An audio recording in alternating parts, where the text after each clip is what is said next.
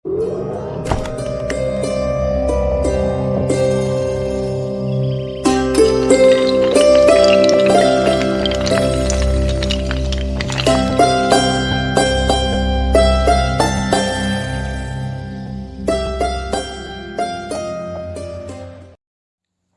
बच्चों, आज हम अंतर्राष्ट्रीय ख्याति प्राप्त महिला एनी बेसेंट जी के बारे में जानेंगे।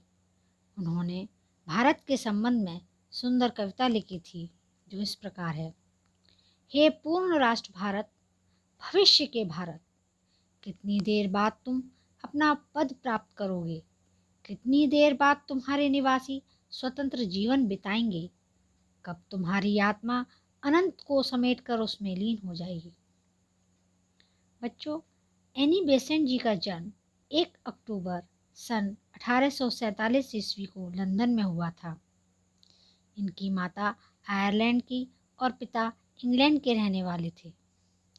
मात्र 5 वर्ष की उम्र में इनके पिता का देहांत हो गया, जिससे एनी बेसेंट की माता को आर्थिक कठिनाइयों का सामना करना पड़ा। उन्होंने एक होटल चलाकर उसी की आमदनी से अपनी पुत्री को हैरो में शिक्षा दिलाई। बचपन से ही आयरिश भाषा व रहन सहन उन्हें बहुत प्रिय थे। एनी बेसेंट स्वतंत्र विचारक थीं। अपने पादरी पति फ्रैंक बेसेंट के संपर्क में आते ही उनके मन में ईसाई धर्म के उपदेशों के प्रति शंकाएं उत्पन्न हो गईं। उनका दाम्पत्य जीवन अधिक सुखमय नहीं था, फिर भी अपना कर्तव्य निभाती रहीं। उन्होंने बड़े रुचि और उत्साह से अपने बेटे और बेटी का पालन पोषण किया।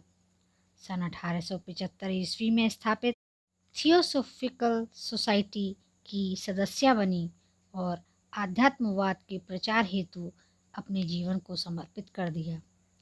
इस सोसाइटी के 3 प्रमुख उद्देश्य थे, जिसके कारण वो इस सोसाइटी में शामिल हुई।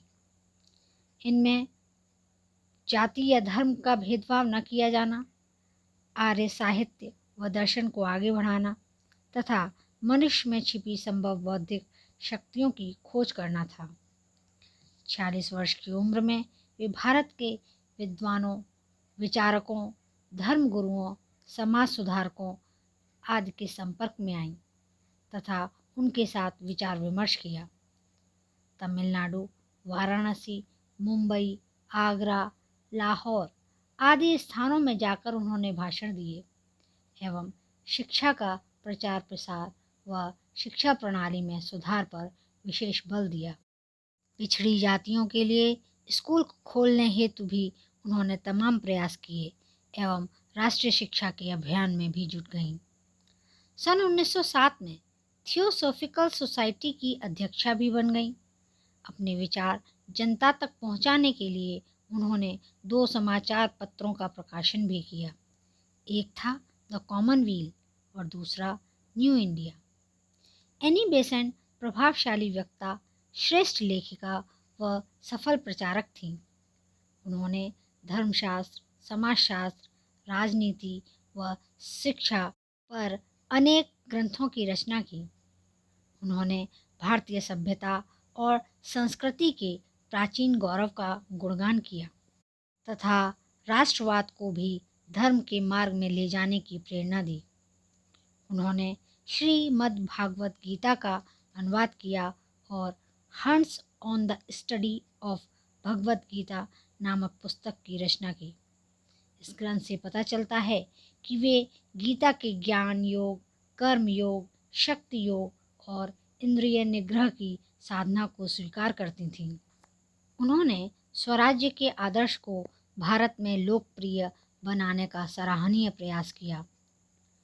सन 1917 में भारतीय राष्ट्रीय कांग्रेस की अध्यक्षा भी बनी।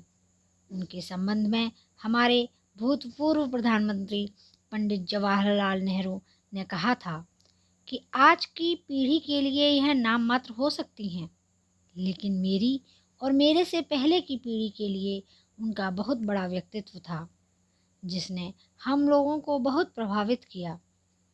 इसमें कोई शक नहीं हो सकता कि भारतीय स्वतंत्रता संग्राम में उनका योगदान बहुत अधिक था। इसके अतिरिक्त वह उन लोगों में से थीं जिन्होंने हमारा ध्यान हमारी अपनी सांस्कृतिक धरोहर की ओर आकर्षित किया और हम में उसके प्रति गर्व पैदा किया। बच्चों, इस प्रकार एनी बेसेंट न्याय और सत्य के लिए संघर्ष करने वाली सशक्त आत्मा के रूप में हम सभी के दिलों में हमेशा विद्यमान रहेंगी। धन्यवाद।